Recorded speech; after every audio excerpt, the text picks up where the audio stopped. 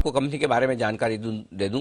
2009 में इस कंपनी की प्राइवेट लिमिटेड कंपनी के तौर पर शुरुआत हुई थी और भारतीय उपमहाद्वीप में यानी कि हमारे यहाँ श्रीलंका, मालदीव्स, इसमें यम फ्रेंचाइजी के ऑपरेटर्स में से एक है और श्रीलंका की सबसे बड़ी इंटरनेशनल क्यूएसआर चेन है ये कंपनी। और जो जून 2021 के आंकड़े मेरे पास हैं उसमें इनके पास भारत और मालदीव्स में मिलाकर 209 केएफसी रेस्टोरेंट है। भारत, श्रीलंका, मालदीव्स तीनों जगह मिलाकर 239 पिज्जा हट है और श्रीलंका में 2 टैको बेल रेस्टोरेंट हैं। ये सारे कंपनी चलाती है। आइए पहले इशू की जानकारी आपको दे दूं। इशू की प्राइस थी 1180 रुपए, 6.5 गुना के आसपास इशू सब्सक्राइब हुआ था। उसमें क्यूआईबी का हिस्सा 7.5 गुना था, एचएनआई का हिस्सा 3.5 गुना और रिटेल लगभग 9.25 गुना सब्सक्राइब हुआ। 1350 रुपए के आसपास लिस्टिंग हुई थी, 14-15% प्रीमियम पर 1180 रुपए की इशू प्राइस। अब गुरुवार को ऊपर लिस्ट होने के बाद थोड़ा हल्का हुआ है और आज इशू प्राइस के नीचे ट्रेड करता हुआ दिख रहा है। अब ये स्टॉक 1180 की इशू प्राइस से भी नीचे आता हुआ आपको नजर आएगा। तो थोड़ी इशू आने के बाद से प्रॉफिट बुकिंग आती हुई दिखी है स्टॉक में। अब 1130-35 रुपए के आसपास ट्रेड कर रहा है। आइए स्वागत करते हैं, हमारे साथ कंपनी के होल टाइम डायरेक्टर कार्यक्रम में हो रहे हैं शामिल और ग्रुप सीईओ भी हैं वो संजय पुरोहित साहब। और संजय पुरोहित साहब मैंगलोर यूनिवर्सिटी से मैकेनिकल इंजीनियरिंग में डिग्री ले चुके हैं, आईएम बेंगलोर में पढ़ाई कर चुके हैं। कंज्यूमर प्रोडक्ट्स कैटेगरी में आपका 30 सालों से ज्यादा का गहरा अनुभव है। पुरोहित साहब क्या कहेंगे, जिस तरह का रेस्पॉन्स मिला उसके हिसाब से लिस्टिंग उतनी दमदार हुई नहीं हुई तो भी अब इशू प्राइस के नीचे है। क्या आप समझते हैं कि ये इशू की प्राइसिंग ठीक थी या फिर थोड़ी और अट्रैक्टिव करनी चाहिए थी? Anil ji, first of all thank you, मुझे आपने इनवाइट किया यहाँ पे। मैं पहले तो हमारे सब शेयर होल्डर्स को मैं बहुत ही धन्यवाद देता हूँ कि उन्होंने आईपीओ में पार्टिसिपेट किया, हमारे शेयर होल्डर्स बने। कंपनी बहुत ही स्ट्रांग है, हमारे ग्रोथ प्रोस्पेक्ट्स बहुत ही स्ट्रांग है। मार्केट का थोड़ा सा उतार चढ़ाव होते रहेगा। हम उस उतार चढ़ाव में हम एक कंपनी है, तो लॉन्ग टर्म प्रोस्पेक्ट्स के हिसाब से I think this is very very good company. अब सर जाहिर सी बात है आपकी कंपनी को देवयानी के साथ कंपेयर किया जाता है और लगभग आपका सिमिलर बिजनेस मॉडल है, सिमिलर ब्रांड्स हैं। इंटरेस्टिंगली देवयानी इस क्वार्टर में प्रॉफिट में आ गई समय से पहले। अब आपके साथ भी शायद लोगों को जो चिंता है वो यही है कि सफायर प्रॉफिट में कब आएगा। वित्त वर्ष 2021 में आपके लगभग 100 करोड़ का लॉस था, हालांकि आपने लॉस कम किया है वित्त वर्ष 2020 के मुकाबले में। इसका एक अंदाजा दें, आप कब तक उम्मीद रख रहे हैं या आप कंपनी था। आज अगर हम देखेंगे तो टॉप 3 कंपनीज में से हम शामिल है in terms of EBITDA margin. Last year हमारा ईबिटा मार्जिन 18.9% था कोविड के टाइम पे। हमारी जो स्टोर्स की ग्रोथ है वो हम एक्सपेंशन वैसे हम करते जा रहे। जैसे हमारा स्केल बढ़ते जाएगा, ये जो हमारा जो 18.9% ईबिटा मार्जिन है वो पीएटी प्रॉफिटेबिलिटी में भी ट्रांसलेट हो जाएगा, मेरी यही उम्मीद है।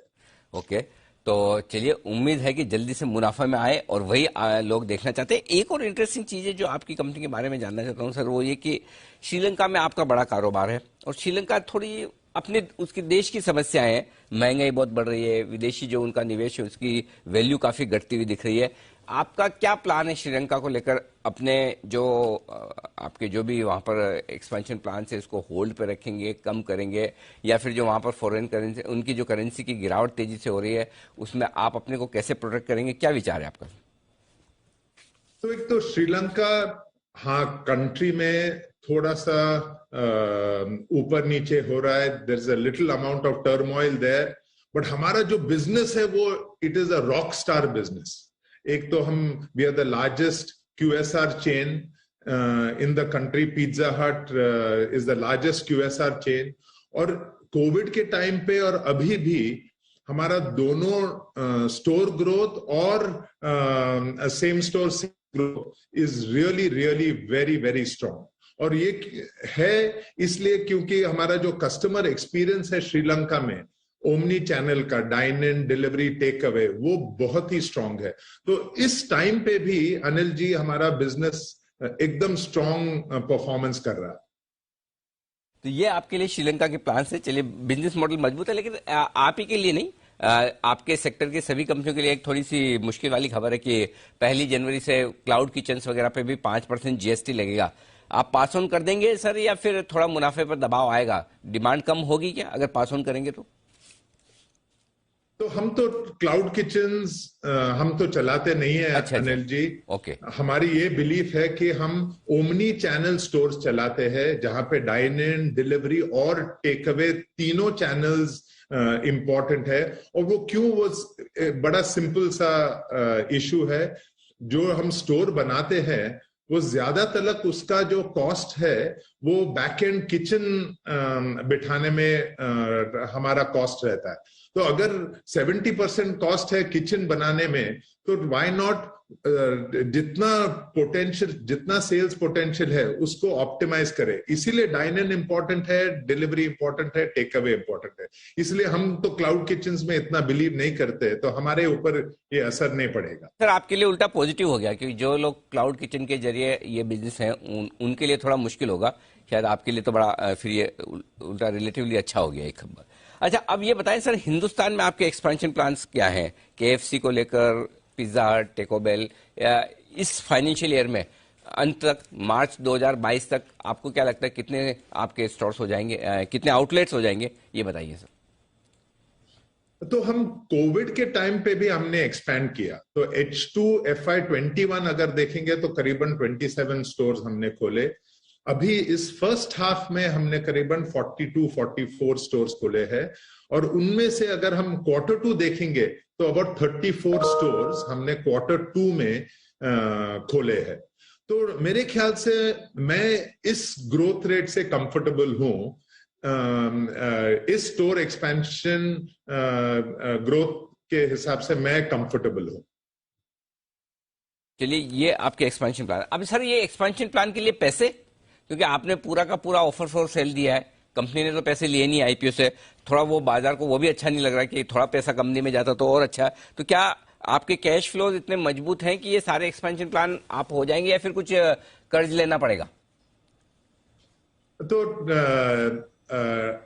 आईपीओ के पहले 4-5 महीने पहले हमने एक प्राइवेट प्लेसमेंट राउंड में 474 करोड़ हमने रेज किया था, only for our expansion purposes और इनऑर्गेनिक ग्रोथ के लिए। तो अगर 474 का कैश बैठा है हमारे बैलेंस शीट में, तो balance sheet is very strong. हमारा डेट जो है वो मामूली डेट है, अबाउट 70 करोड़ डेट है। और हमारे जो इंटरनल, क्या आपके लिए राय इस वक्त जी जी जी जी सर, जी। इन तीनों को लेकर के it is enough for our expansion plans. एक और चीज बताएं सर, आप रॉयल्टी जो अभी दे रहे हैं वो कितनी दे रहे हैं, और इस रॉयल्टी में कम ज्यादा होने के कोई आसार आगे फ्यूचर में?